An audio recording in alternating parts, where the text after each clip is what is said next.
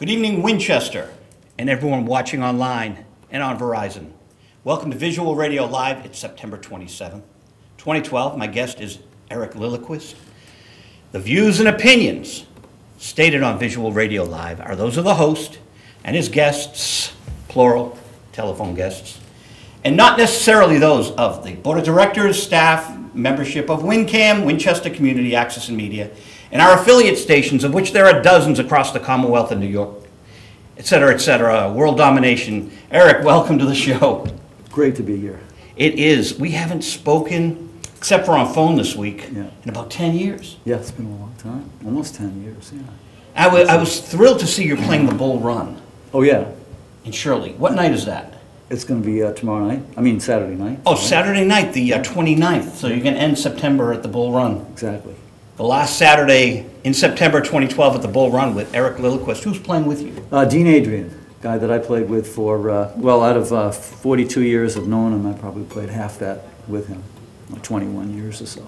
Amazing. Yeah, he was the guy that I got together with when we had a London record contract, and we did these Orphan albums, so, on London Records. Great, we're going to talk about that. Good. Would you like to do a tune first? Sure. All right, Eric's going to play a song. It's called Listen Up.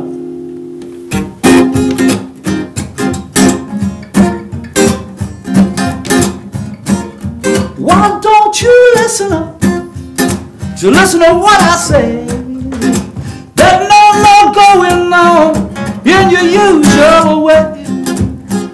Might have your eyes open, your feet on the ground, hands in the pockets of your friends downtown, but you never listen. You won't listen.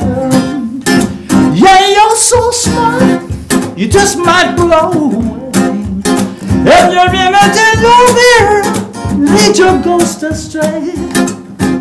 You got a fine plush apartment, 7th floor. Nobody has to know you. You know the score. You never listen. You just won't listen up.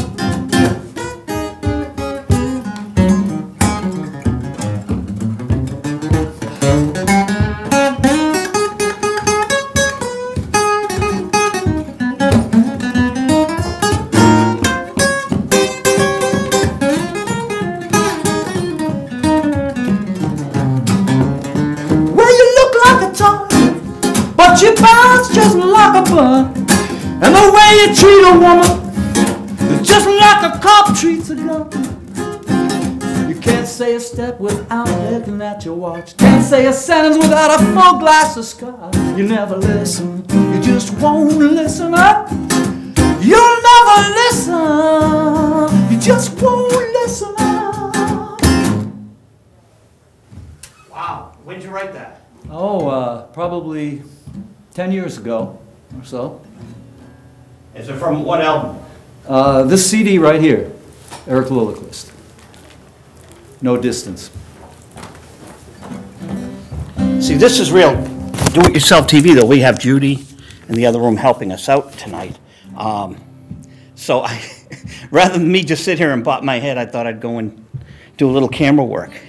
But public access TV, usually, if you can find a crew, you know, people do shows like Steve Katzis over in Arlington has a huge crew, but he does it once a month. I do this weekly, so I created a do-it-yourself kind of, set it up, and it's real, you know. Yeah, it's just comfortable. Get the story.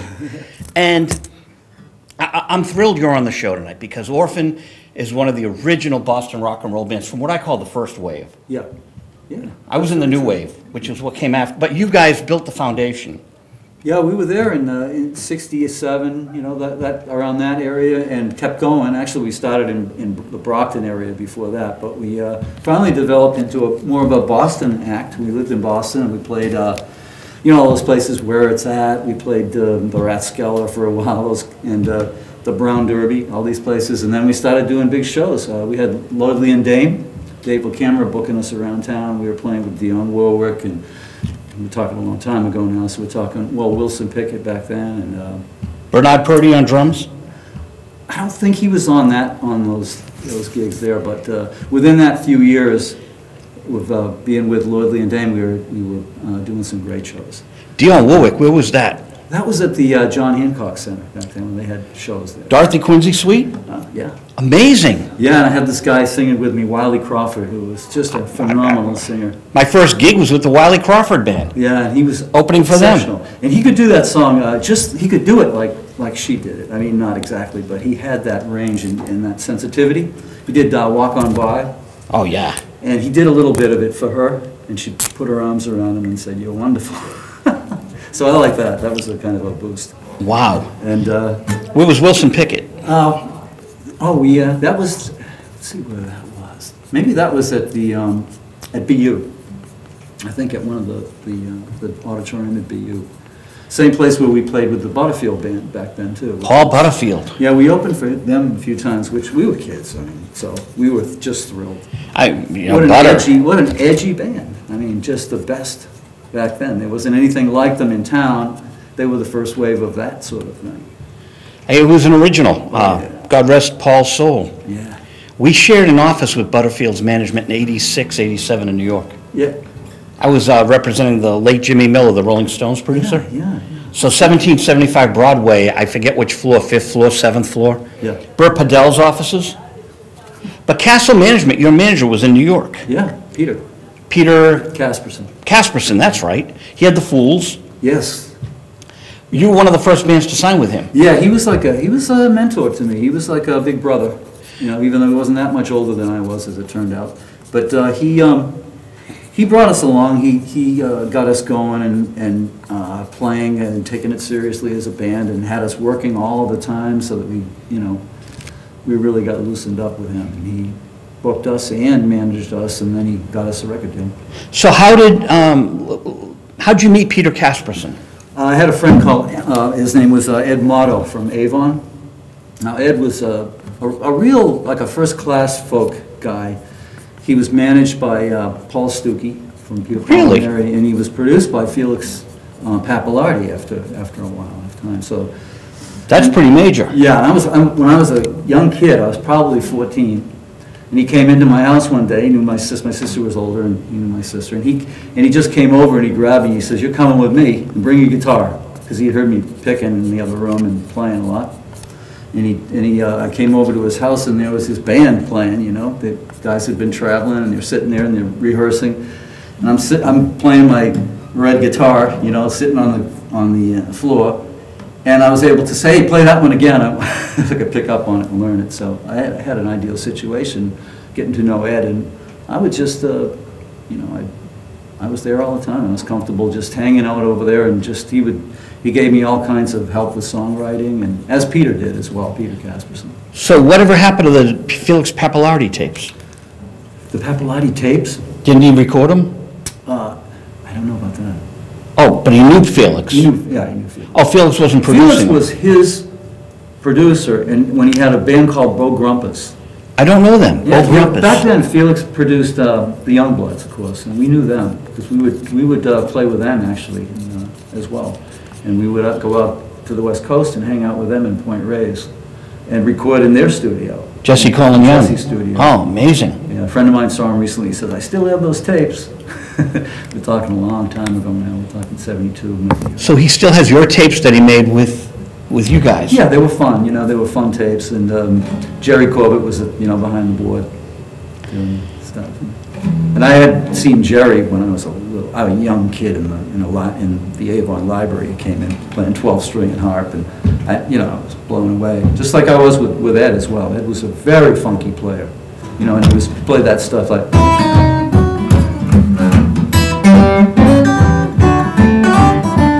I went to a dance with my sister Kate. Everybody there said she danced great. I realized a thing or two, but Kate was into something new. Well, I looked at Kate and she was in a trance. I realized it was in a dance. Now everybody is going wild about my Katie's dancing style.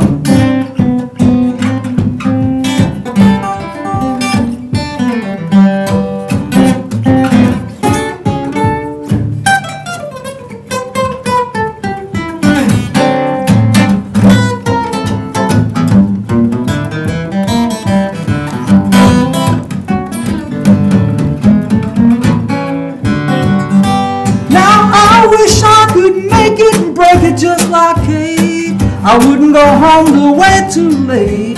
I'd get myself higher than a kite. You know I do it, baby, every night. All the boys in the neighborhood know cake and shimmy, so it's understood.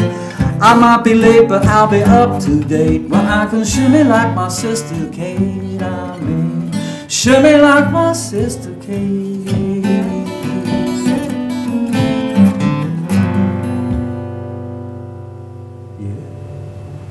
And who wrote that? A guy named A.J. Pyrone back in the 20s for Bessie Smith.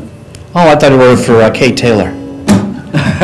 Yeah. I love that album, Sister He Kate. wrote for her too. He was a wild trombonist, and I love trombone. That was the first instrument I wanted to play.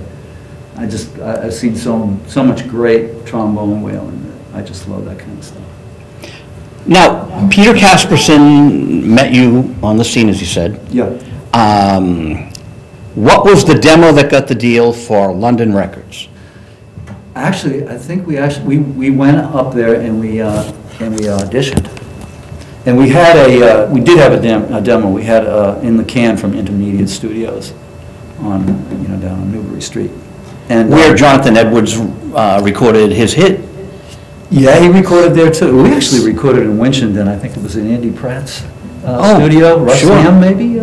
It was in Winchendon. I thought it was in Winchester, right here. Yeah, Winchester, not Winchendon. I'm sorry. Right here. Winchester, yeah. So you recorded your demos here in Winchester. Yeah, we did. Well, we did some of them at least with Jonathan. We didn't. We did demos around different places, but we ended up at Intermediate. So you were in Winchester, Mass, right here. Yeah, not far from here. It's changed so much. It's a whole different place. Wow. So Winchester, did you hear that? Andy Pratt had a studio here in Winchester, and then he moved it out to another place, Yeah, I forget where. Stockbridge or something. Yeah. Because the Cars recorded there as Milkwood. Okay. And we're getting a local. We also used to demo out at Renaissance, which is in Maynard. And Did that become Northern Sound? And they would come in there and record a lot too before they were Cars, and they were excellent. Well, Renaissance became Northern Sound in Maynard? Yeah. Okay, because I was there for Eastwood Peak, but I have the Cars demos from Northern Sound. Yep. Wow, we're going back. This is great stuff. So Eric and Dean recorded here in Winchester at 80 Pratt Studio. And then at Intermedia, where Jonathan Edwards wrote his hit, Sunshine Go Away, he recorded it at Intermedia. It's on the gold records on the wall. Yeah. Maybe he didn't, maybe they mixed No, he it did there. it there. He did it Okay. there. Yeah. And but he had the song around for a while. He was working on that song, and a lot of things were developing. He had left the band that he was playing with, Sugar Creek, which was a great band, Malcolm McKinney and Todd McKinney. Todd's still around. We got together not too long ago. And Sugar Creek played with you guys, right? On bills? Not all together, but mostly it was, Dean and I would play with Jonathan, and I would play with Jonathan a lot. He was working a lot. He had the new single out. And Malcolm and Todd, who were good friends with him, being in the band and from similar places as he was. So my bad, Sugar Creek, Jonathan's band, never played on a bill with Orphan, per se. Well, back then, yeah, they were Headstone Circus first, and we were actually doing a show on the Fens, and that's when I saw Headstone Circus and John and Malcolm and Todd, and I went back to Peter and I said, "You got to hear these guys." There, and I knew that they were playing somewhere else. I was talking with them, and he said, "Hey, we're playing over here in Cambridge or something 2 nights from now." And I said, "Peter, you got to go see him." And he went and saw them, and got together. Wow. So I remember it. Maybe they remember it differently. I interrupted you. So the demo that got the deal, you had demos at right here in Winchester, Yeah, and in Intermedia, yeah, in Renaissance later. in Renaissance. Peter Casperson lived in Boston or in New York? He was in transition. He lived out here, actually lived in Boston at first, in Brighton, and then moved to outward near where I am now, up in near Groton. And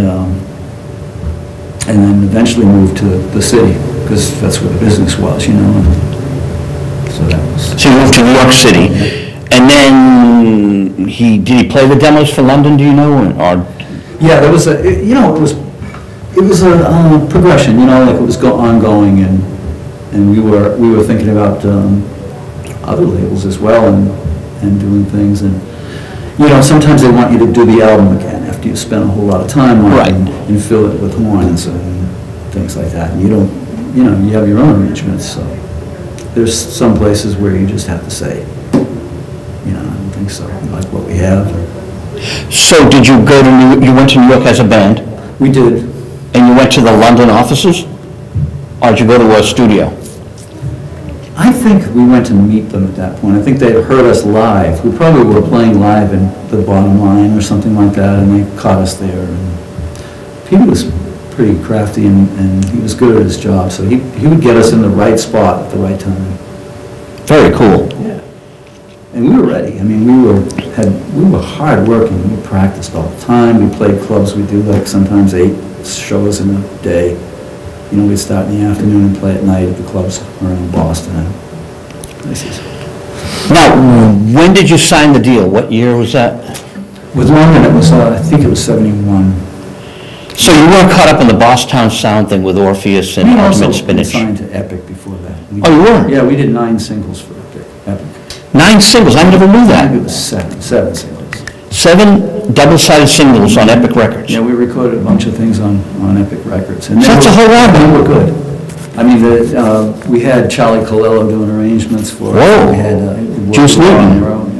And we and Denny Randall and Sandy Windsor.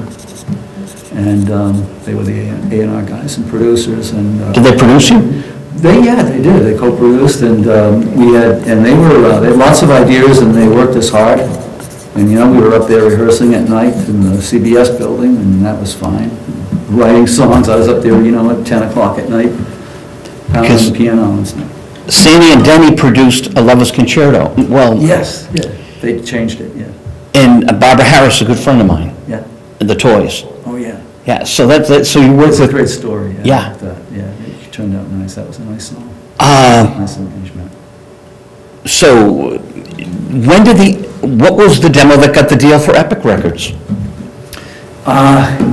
Again, I think Peter was shopping the stuff around. We had some demos, and he had them come and hear us, probably in Boston, I think, and then hear us again, and maybe in New York or New Jersey, something like that. That's how I remember it, and then... Windsor and Rendell. Yeah, and they were interested. They were interested in my songs, you know, so that was a really great thing for us. They weren't sitting there saying, hey, we're writers, we want you to do all our stuff. But we did a couple of fine songs of theirs. What'd you do with theirs? We did a song called Deserted. That was a great song. It's a good band song. It had a great arrangement. Do you want to play it? I couldn't do it justice right now, but I like the song a lot. And the single was great. It was a great single. And, you know, we were kids. We were all 17, 18, that kind of thing, 19. So you never collected all the singles and put them out on an album? They put out probably 3 of them, and then they got the idea that maybe that wasn't the way to do it. It wasn't, you know, tearing up the world or anything. Because Sunday's Records up in New York, they're connected with Sony, in that they license stuff. Maybe you should talk to them about the London records and the Epic singles. Yeah. That'd be really cool, I think. I don't know. You know, I always thought repackage the best of kind of thing. You know? Not so much pull everything out, but do a best of thing. Sell it out of the truck, you know. Now, where did you play with Buzzy Linhart? I remember doing some New York State universities, and he was on the bill, and there were probably four acts or something. And we also would do those. They had those things back in the day where you would you'd do it was part of a program. You'd do you do 10 minutes. Every band would do 10 minutes, and the program directors of the schools would be there to keep score and hire you or not hire you. You know, so that was a pretty cool thing. I'm looking in the studio room just to see the red line around our thing. So I'm gonna have some fun here.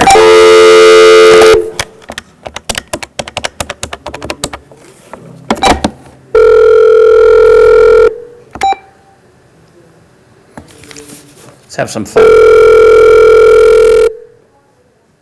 Fun with Eric Lilljequist. Oh, answer the phone. Hi, Jonathan. Hey, do you remember playing in New York, upstate New York, with the band Orphan from Boston? Yes. Eric Lilljequist is here in the studio. Hi, Rico. Hi, Eric. Hi. I call him Rico. Wow, that's a long time ago. A long time ago. I just gave him Electric Lady Dream. Nice. Thank you. That's Buzzy's new release. Buzzy, you're a great vocalist. We haven't found anybody who didn't like it yet. He just said you're a great vocalist and a great performer. I'd be there at the edge of the stage watching you almost fall off the stage. Oh, Enthusiasm, you know. that was blind Buzzy, all right. oh my God. Real excited. Poor Steven Tyler, huh? Yeah. What a fall that guy had. Holy crap. I know. Wow. Orphan's a legendary Boston band, and I wrote his bio on AMG as I wrote yours. And are they still together? No, but actually two of us are. Two of them, Dean and Eric. And I. That's nice. Yeah. They're playing Saturday night, so I invited them on my show. Yeah, but I mean, are they a duo or is there more guys in the band? Well, we're a duo, but we also have people come and sit in that had played with us at one time or another. We had That's nice. a bass player come down from Vermont to play with us last week. Fly in, Buzzy, with the vibes. Play the bull run. I'm an orphan. Sure. It wasn't the plan, but I made it. Oh, I just wanted you guys to say hi to each other again. That's very nice. Great hearing from you. Thank you. It's only been 40 years. I can't wait to hear your stuff. Well, send me what you've been doing. I'd love to hear it. Okay, I will. Please. All right, I'll hook you guys up. Thanks, Viglione. Thanks, Linhart. Everybody is a baby. He still thinks he's on the Cos show with Bill Cosby. Oh, yeah. Isn't that great? I just love to... I had him talk to Gilbert Gottfried, and I had him talk to Gallagher when they came in. Oh, yeah. So, you know, because he was on Cos, and I think... I don't know if Gallagher was, but it's so much fun exploring all your wonderful histories, you know? It was really involved, and of course the playing was the best of it all, you know, and I remember all the things that I remember about playing, you know, playing with, well, like Chuck Berry and people like that, and actually singing with them, and that was an amazing trip for me, because as a kid, I could have just stopped right there if I knew I was going to be on the stage with Chuck Berry. Sure. Where did you play with Chuck? At the Cape Cod Coliseum. I don't even think that's around anymore. I think they knocked it down, and maybe thankfully, as wonderful as the memories were, it was like being in a big airplane hangar. Yeah. Very strange. Yeah. Yeah. And that was, I think that was probably in between the, that might have been Lordly and Dame and when we were doing the Epic Record stuff, and before we were on London. And then later on, when we were on London, we did more of the New York shows, and we'd go out with the Byrds and Hot Tuna and New Riders, and that sort of fit our style in a way then, you know. And that was great. And the Allman Brothers, so we did a whole lot of shows with them. All these connections, because when Buzzy recorded Electric Lady Dream, which was the music album, Yep. the band wanted to be called Music Like the Band. Oh, yeah. And it should have been Buzzy Linhart is Music, which Neil Bogart did later, but they were one of the first bands to record at Electric Lady. Yeah. So New Riders, the Purple Sage would come in, and our NRBQ, all these bands, to hear this, because Jimmy wouldn't let them play the Jimi Hendrix stuff. Oh, yeah. Hadn't been released, so they played Buzzy's record. Wow. So isn't that, Yeah. I mean, I'm kind of envious you guys were in these circles that were just so amazing. Yeah, and we got to play in all the studios, which was nice, you know, and we do live shows in some of them too. All of them, A&R, Electric Lady, all of them. So you played Electric Lady? Yeah, we went in, I think I went in there with Jonathan too, and I think he did some of his, maybe it was to Have a Good Time for Me. It was partly done there or mostly done there. Any lost radio broadcasts or things? Did you play on BCN? And Oh yeah, we did all that stuff too, that was great. Yeah. so Kyle Allen has the BCN archives. Oh. You should contact him at ZLX Radio. Yeah, I don't know if he'd have that or not. They did so many shows, and we actually were in. Some of them were done on Intermedia. and we would be there just in the audience watching, you know. Well, you know, here's the funny thing. Carter Allen's at ZLX, and he told me he went through all the archives, and God bless him, he made sure that everything was in order. Yeah. Whatever they had. Now, they didn't have the T-Rex tape, which I have, because I taped it off the radio. Okay? Yeah, like that. So I've got a cassette of that, of Mark Bolan's first performance in America. It was on BCN. Yeah. Someone took my tape, and I know who did, and bootlegged it in England, and I wasn't a happy camper. Because I taped it off the radio with a microphone up to the speaker, because I didn't have things that were like, this is like 1971. Yep. The technology wasn't up to speed. No, but it was still good, and things were happening quick. Yeah, so someone thought good enough of my tape that they took a second gen dub, and I know who has my tape, and I have the first gen. But BCN didn't tape it.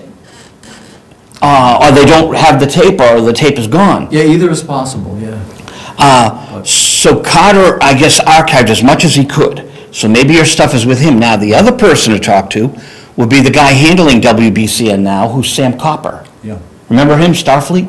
Oh, yeah, yeah. So Starfleet, Sam Copper, is now back at BCN running it for HD radio. They took it off 104.1 and they put Mix 98.5 is now 104.1. Okay. 98.5 became the sports hub. BCN is on HD radio and on the internet. Wow. Sam Copper runs it, so Sam or Carter might have your tapes. Just goes to show you, huh? It's Well, someone... 30, 40 years ago now. But this is valuable stuff, and part of the fun of visual radio, talking to you guys, is finding these old documents, Yeah. audio documents. That's right. You know Little Walter's Time Machine? Yeah. So Little Walter is a mastering engineer, and I went in with the camera 12, 13 years ago, and he told me about his Jimi Hendrix Little Richard tape. Mm-hmm. So I brought the Hendrix estate into his studio, and we heard it for the first time in like 35 years, Wow, you know? that would sound like I haven't heard any of that. No one's heard it because all people thought there was of Little Richard and Jimi Hendrix was a 45 RPM. There's great footage, though, on YouTube of Hendrix, you know, dancing, playing. YouTube is a whole amazing thing. You'll be on YouTube with this tomorrow. You know, on the Fridays I edit and I put it up on YouTube. But I'm going to play something then. Eric Lilljequist is going to play again. I'm going to shut up. What's this called? Okay, this is not the title song. That's a good song, but this is called The Earth. It's actually called, what did I call it on this? Oh, and I read when my performers, my artists are playing, I read, don't think I'm disrespectful, I don't like to get in the way of the music. It's called That's What, but it's actually called, I call it The Earth.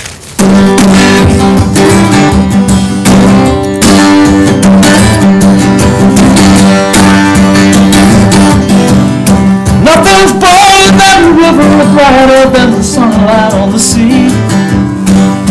Nothing shines with that resilience that makes us all believe. Nothing stronger than the mountains over the trees.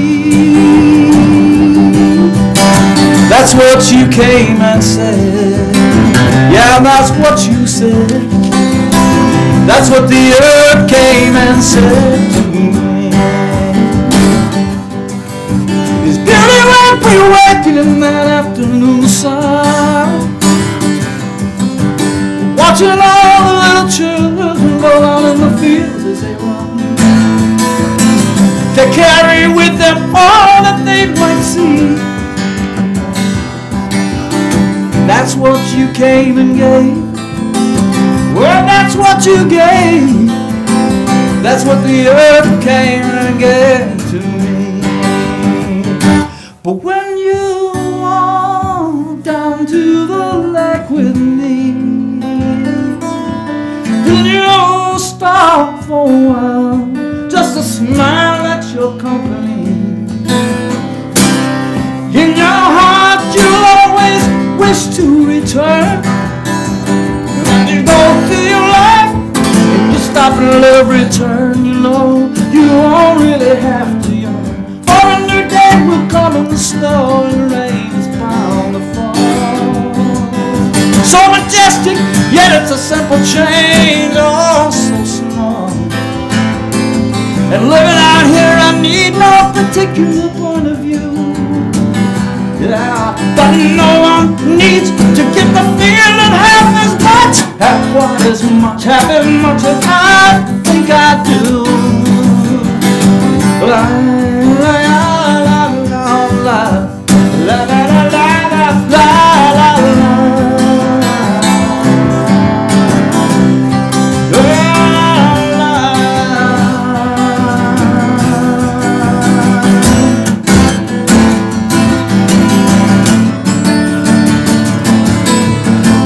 Nothing's bolder than the river and brighter than the sunlight on the sea. Nothing shines with that resilience that makes us all believe.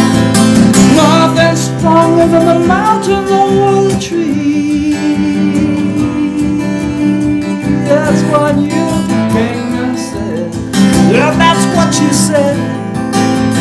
That's what the earth came and said. That's what you came and gave.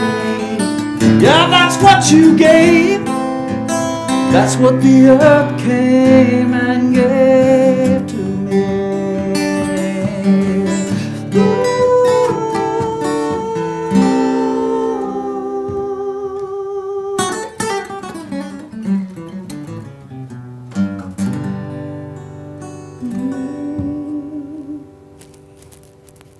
Amazing stuff, Eric. Thank you so much, man. You're such a gifted performer. Oh, thanks. I'm so happy having you here because part of the show is to document musicians from the Boston area. You, Dee Dee Stewart, Charlie Farron. Yeah. I got to get Farron and Butcher in here. But any of your colleagues are welcome to come into our show and have fun. I'll let them know. So the Bull Run, how many times have you played there recently? Played there quite a lot, you know, but it's close to where I live, especially. But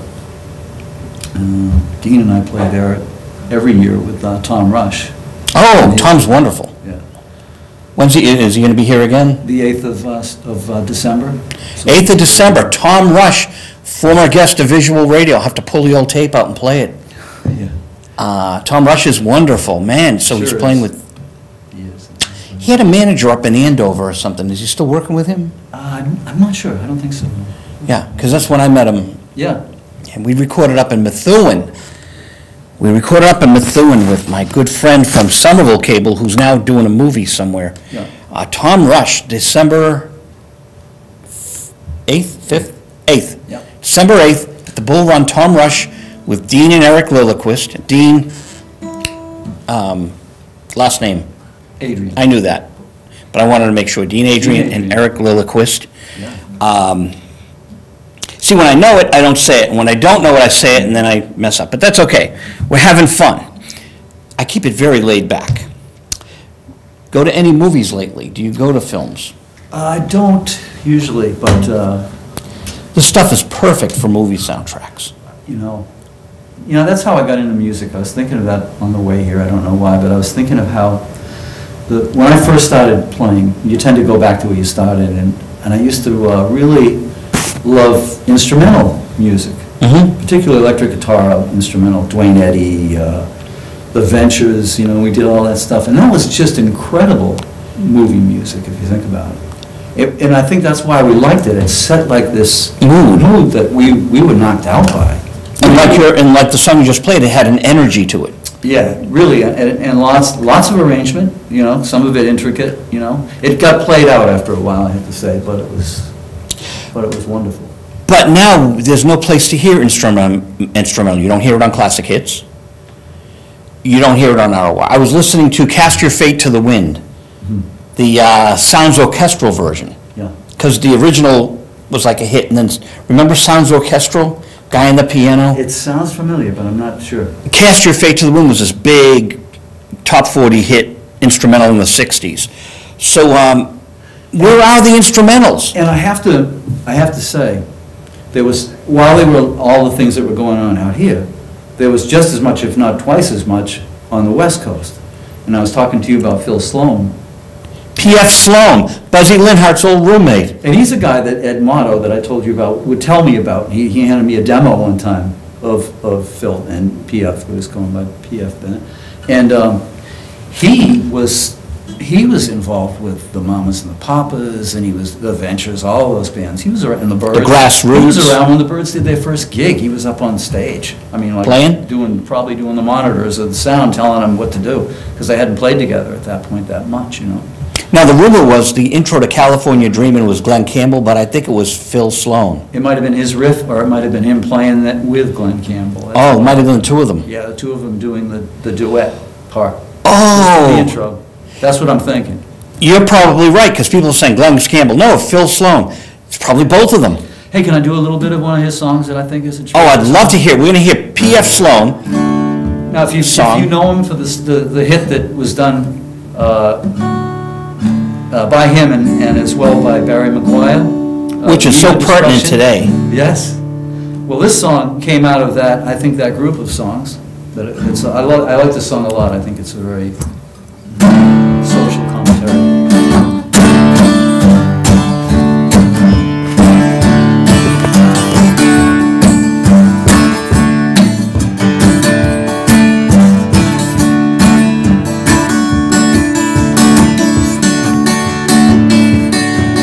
Had a bad childhood when she was very young, so don't you judge her too badly.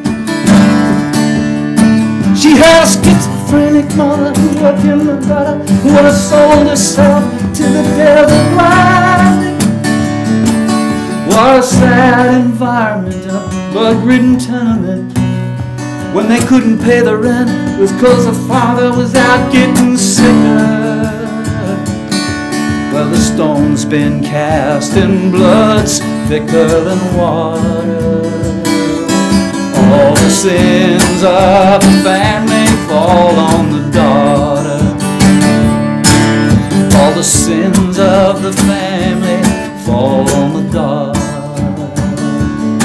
And by the time she was 16, she'd been around more than any girl over 30. And with a high IQ, the pretenders, they knew she was a product of poor heredity. Yeah.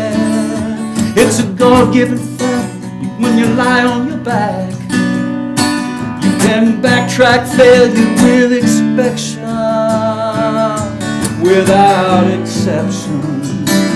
But all the sins of the family fall on the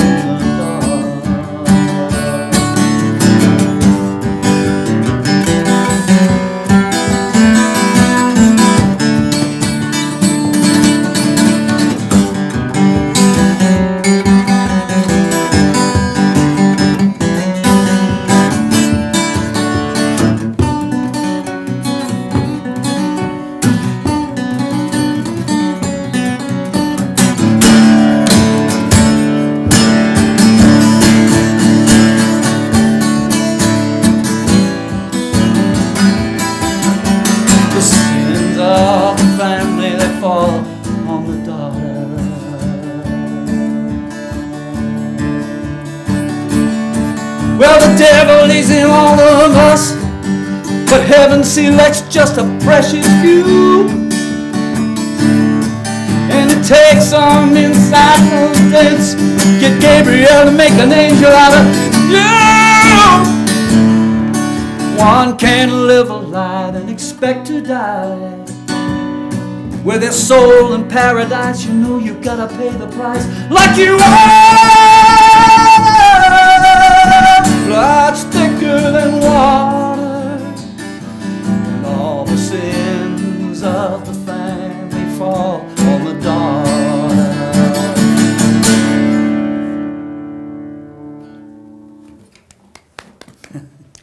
Many of you have that record in your home and you don't realize it. It's on the flip side of Eastern World. Yeah, Eve of Destruction. It is exploding, which visionary tune from Philip Flip Sloan. Philip Flip Sloan, P.F. Sloan.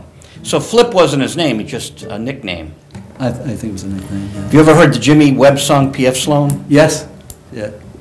No. It has something in common with you. I reviewed it for All Music, and I reviewed you for All Music. I got to review a bunch of Jimmy Webb stuff. The other thing about the message in that song, to me it reminds me remotely of, I saw this silent film that's a classic of Joan of Arc. Oh, yeah? And I watched that the night before last. They just restored it from the 1920s, and they thought it was lost for years and years. You have to see it. It's the most compelling. It's just, the acting is ridiculous. I mean, the expressions and her sincere feeling and tears and you know. We're still going through with that Joan of Arc sort of horrifying mentality of they really tortured her at the end. Yeah. That wasn't just burning a human being. They tortured her Yeah. in the fire. Yeah. Is that on the film? It's incredibly on the film. It's unbelievable. I never saw anything like it. It's just tremendous. Yeah. What do you think of adding? The actors talking. Of course, they're talking, even though it's a silent movie. Mm-hmm. So I wonder if they can dub actors in these days. Yeah. What they did is instead is they had this beautiful music that had been dubbed in. It was perfect. And so you didn't, reading the subtitles, it didn't disturb you, you know, you just felt like you were there. And really it was in their faces, the tears and the expressions and the meanness of the people that felt upstaged by her. And that's why they wanted to kill her. You know? So it was out of jealousy. Because she was a woman too, I suppose, and they didn't want her to be a woman martyr or anything like that. They just wanted to discredit her totally and take it all away. That's my read on it. It happens every day. It's happening in politics with all these crazy commercials all over the air. Mm-hmm. So, pick up that record, your CD. Yeah. Let's look at it. This is called No Distance. No Distance. And when did this come out? Actually, like 14 years ago now, so it's been out for a while. Are you going to do a live album with Dean? Yeah, actually, we have one in the works, and we have a lot of stuff in the can that we've done. Dean's written all sorts of songs, lots of really good funky stuff, and we do it, you know, when we do our show. And do you videotape the shows? yeah, actually. Well, yeah, because everyone's got cameras now. Yeah. So you're documenting all this, which is great. Yeah, pretty much. You'll be videotaping this Saturday night? I don't think we'll see. We'll see. Somebody will, you know, I've seen some of the best things I've seen have been done on iPhone. I can't believe it. Even sound-wise. Just by accident, if nothing else. You know, being in the right place. Sometimes you set it all up and you kind of go, well, you know. Wonder if there's going to be a Shirley public access station. Now, we've got about 6 more minutes, and then we have our film critic we phone in, Okay. Frank Delastrito, and then we end at 8:55. And we'll talk about the movie that airs at 9 o'clock tomorrow night. Mm-hmm. But do you have a website? I do. Well, I don't have a website yet. No, I'm working on it, but I will Okay. very shortly. Yeah, so, But I can be reached on Facebook, easy enough. Facebook, so Eric Lilljequist. And there's a lot on there. You can see where I'm playing and. Is there an Orphan page? No, there has to be though. Yeah, so. That's what we want. Yeah. That's why I want to get the actual, website. I gotta go hunting for those singles now on musicstack.com. Oh yeah. Because the Orphan singles from Epic, I had no idea. Those two albums, I got to get them back. Those are the only ones I have. Oh, they're right there, just hold them up. What, if you want to copy them or something? Oh, I have them. Oh, you do? Good. Yeah, I couldn't find, I told them that I couldn't find them in my house. But you found them? No, I didn't, you did. You brought yours. Oh, yeah, yeah. No, because I have so many records, and I have some in storage. Yep. Hey, there's a record expo November 18th. Yeah. Sunday in Dedham at the Holiday Inn. I always invite artists to come down there. If you want to come down, it's in Dedham, Mass. It's 10 in the morning to 4 in the afternoon. You can. What's the date again? October what? It's November 18th. 18th. It's a Sunday, so I'll just send you. Just before, yeah. You're invited. All right, Dedham. All guests on Visual Radio are invited free, and you can put Orphan into YouTube and Eric Lillquist and Dean Adrian in YouTube, and you can watch for free a lot of music. Yeah. Do you want to play another tune? Sure I do. Okay, so Eric's going to play another tune, and I'm going to invite him back anytime he wants. What kind of a song would you like to hear? Something from Orphan? All right. Oh.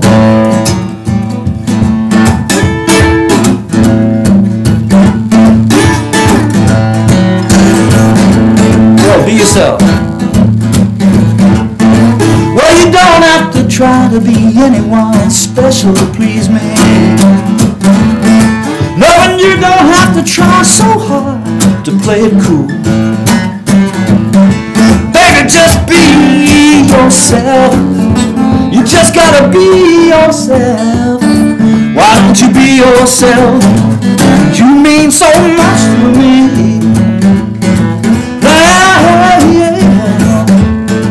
And you don't have to drive no fancy car to make it look real good.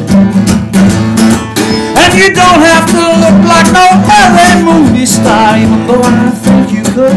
Baby, just be yourself. Why don't you be yourself? You just gotta be yourself, 'cause you mean so much to me.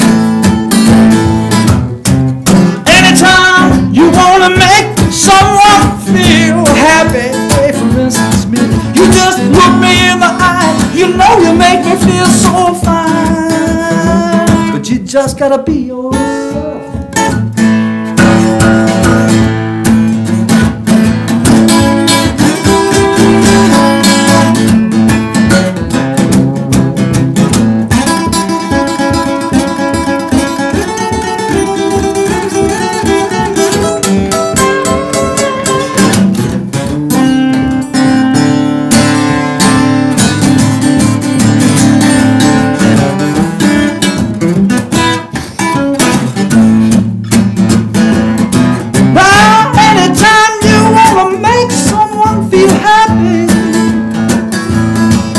Just look me in my eye, you know you make me feel so fine, so fine.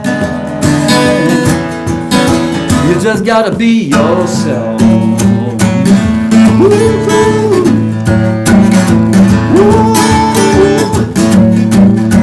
I just want you for yourself now.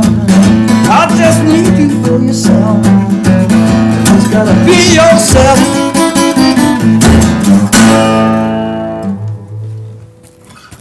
Eric, amazing. We're going to talk to Frank right now. Love to have you back, and feel free to sit here and chat with us. It's just a few more minutes, if you don't mind. We're going to talk to Frank Dell'Estrito now about the movie for tomorrow night.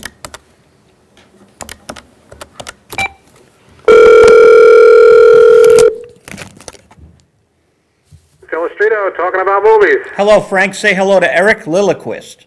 Eric, how you doing? Good, how you doing? All right. All right. Our movie tomorrow night is Escape from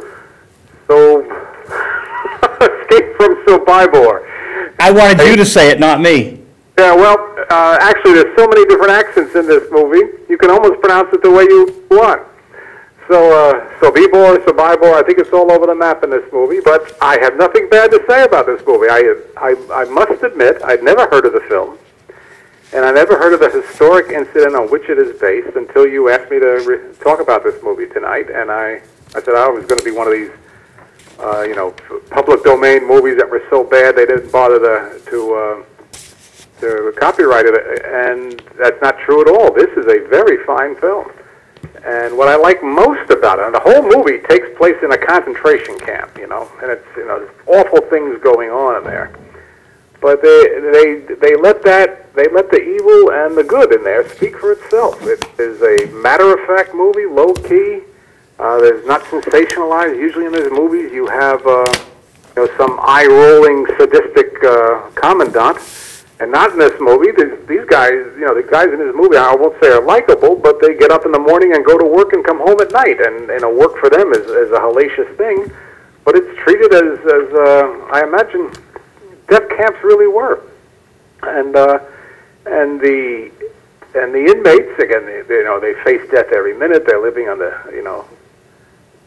conditions you and I can't imagine, but they somehow they have a life in there, and I really admired the movie for that. It didn't make melodramatic what didn't need it. It let the horror speak for itself, and it kind of underplays, and I haven't seen that in a movie of this type before, especially in a TV movie, which is what this is. This was made for British television, 1987. So, and it came and went, but I think it deserves the attention that you're giving it. I'm so glad you're showing it. It's only 25 years old, and it's public domain. Yeah. Copyright's gone.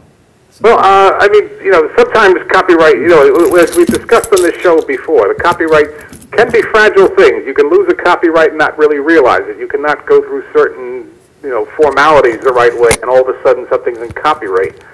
Someone who owns the copyright might lose it through a legal suit, and all of a sudden it falls in the public domain. So every one of these movies you show, except for the old ones on whose their copyright has run out, like the one you had a couple of weeks ago, on, anytime you have a silent film, most of the silent films you've shown are public domain only because they're too old. Caligari was... Yeah, but every one of them has a story as to why they haven't been recopyrighted. The copyright wasn't maintained. And I don't know those stories. I mean, that's a history I have to get into. So I don't know why this hasn't been copyrighted. Any significant stars in it? There's probably 3 names people will recognize.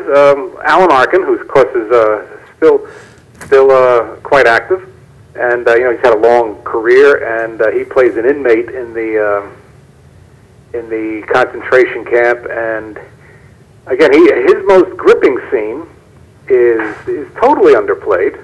He's brought to the concentration camp. I'll give this away. I don't like giving away plots, but he's brought to the concentration camp. He is separated from his wife and his child, and he tells how he only knows what happened to them because he was assigned to a detail where they had to sort out clothes, and he sees his family's clothes amongst the heap that he has to sort, and he realizes they've been gassed. And again, it's no big music in the background. It's just a quietly done scene. And then he says, the reason I can go on living is because in order to get revenge, I have to first survive. So, and that's it. And he puts it out of his mind. So Alan Arkin is there. The other well-known name in it would be Rutger Hauer. And Rutger Hauer is a few years past his prime. And I always thought he deserved more out of the movies, a bigger arc of stardom. This is 1987, so Blade Runner and Lady Hawk, I guess, his 2 big hits in America, or his 2 most remembered roles in America, I might say, are about 5 years old now. And he's 33, and he's hardly on the downside of his acting ability, or his his life for that matter. But he'll never quite have the big time again. He'll get some decent roles here and there. And I always wondered why he didn't have a better career than I think he's had. And the third one is an actress who kind of had a sharp arc, though she's still active today, Joanna Pacula, a Polish actress who came to America, and Sobibor, however the character is pronounced, wasn't Polish, so I imagine this was kind of a personal experience for her.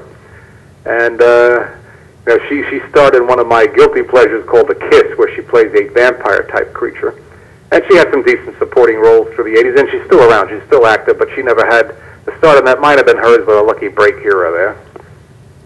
So this was directed by Jack Gold, who, a name which meant nothing to me, but I imagine most of the reviewers have seen something he's done, because he's done a lot of British television, and a lot of the stuff that shows up on shows like Masterpiece Theater or public television might well have his name on it, because he's done. I think I guess he's over 80 now. There's some credits for him in the last few years, but I imagine he's slowed down. He's probably, if I listed the works that he's done, the one that most people probably remember is The Naked Civil Servant. Oh, yeah.